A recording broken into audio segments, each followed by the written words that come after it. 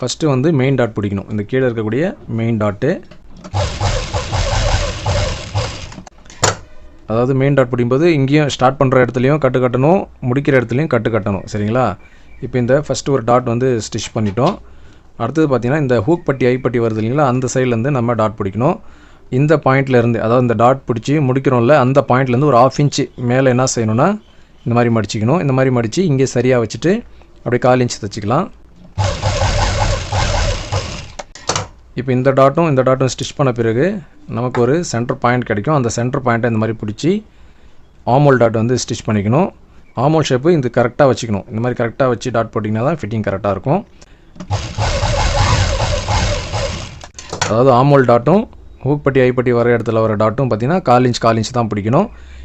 இது main dot மட்டும்தான் வந்துட்டு மெஷர்மெண்ட் வந்து மாறும் ஒவ்வொரு அளவுக்கும். சரிங்களா?